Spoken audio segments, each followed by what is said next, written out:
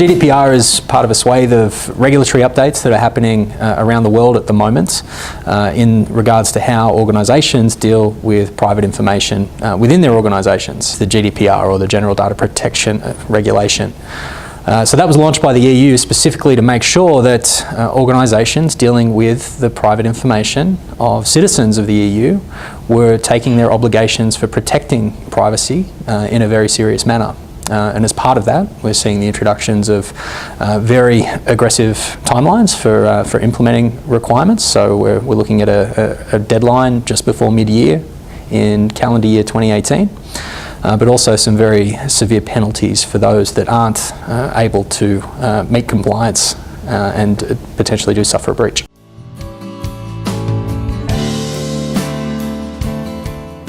So the US is not a stranger to privacy regulation, and also some more pervasive privacy laws and acts introduced, for example, in the health space, to make sure that organisations dealing with health-related information are taking their obligations seriously and have the right controls in place, and that also introduced penalties for non-compliance. So like I said, the US is certainly no stranger to the regulation, but I guess the reason that GDPR is gaining those headlines is that although it's not a US-based regulation, it does have impact on US-based companies who are dealing with citizens of the EU or operating within the EU.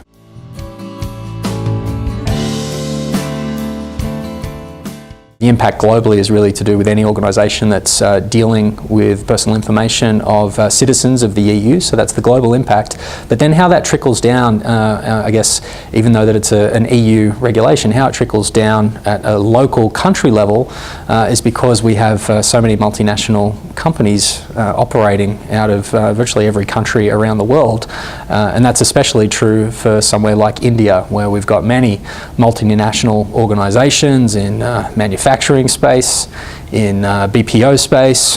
financial services space, telco, the list really does go on.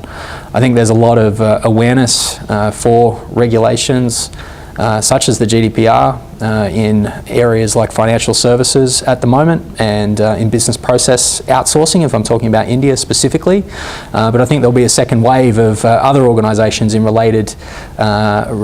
industries that will start to realise the obligations that they do need to meet over time. We start to look at things like airlines and telcos and travel insurance providers that would, from time to time,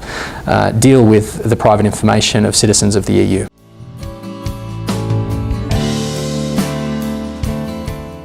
I think to answer that, I want to focus not so much on the regulation, but on the information that the regulation is trying to protect. If you think about the most valuable assets for any organisation now, it really often boils down to data.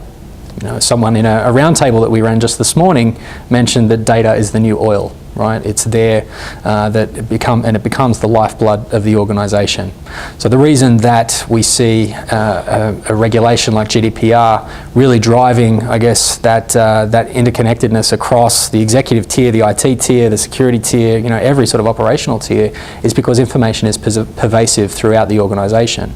We now have visibility for the need for good privacy up at an executive level because I think of the desire that organisations have to protect their reputation. You know, nobody wants to be on the front page of a newspaper having suffered a data breach, and certainly not one that's been, certainly not one that's involved personal information, potentially their customers' information. But also the other reason why it has that executive level visibility is because of the significant fines that are imposed by GDPR, which, if I'm correct, is 4% of top line revenue, or $20 million, 20 million euros, whichever is the higher.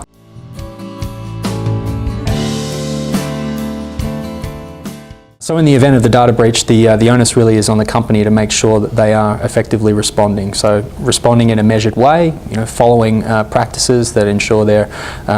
engaging the right parts of their business internally, but also, more importantly, reaching out to the impacted parties, that potentially being their employees if it's employee personal information, or their customers if it's the customer's personal information, and then of course the regulator as well.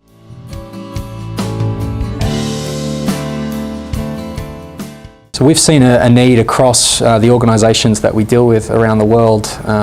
really grow over the last 12 months as GDPR has become more and more of a prominent conversation and has received that executive level visibility within the organisation.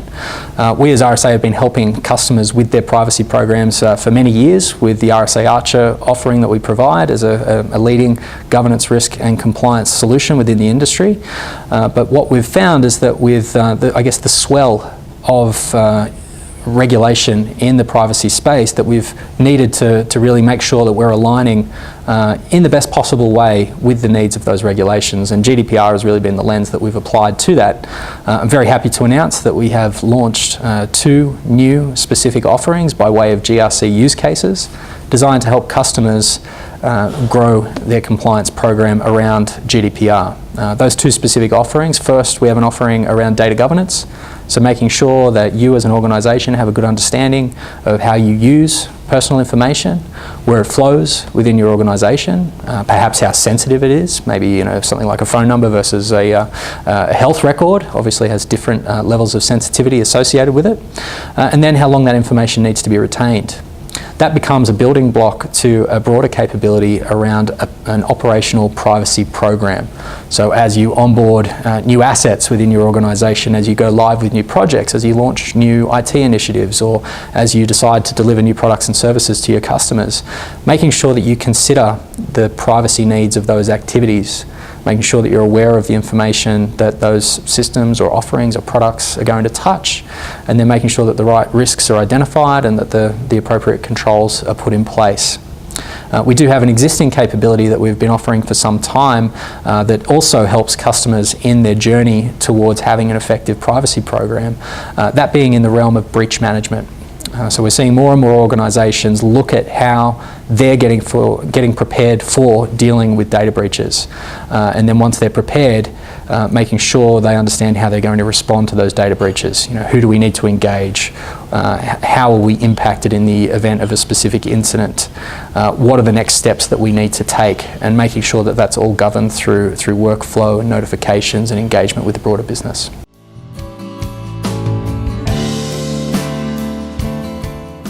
So I think there's definitely steps that need to take place before GDPR comes in place, and I guess the role of the CFO, if they're not already aware of their obligations, is to get across those obligations by engaging with people in their legal and compliance teams to get the download and get the update on what the mandate is, whether or not their organisation is impacted, and also what the potential impacts are if they're not moving forward in the right way. I think once that conversation is had, it should be fairly clear what their role needs to be, and that would be as a supporting player in making sure that the privacy initiative within the organisation gets the appropriate funding and gets the appropriate representation and attention at the C-level, and is fed and watered in the right way over time, hopefully so that the organisation has a robust and healthy privacy program that ultimately protects not only the information that they're dealing with, but the broader reputation of their business.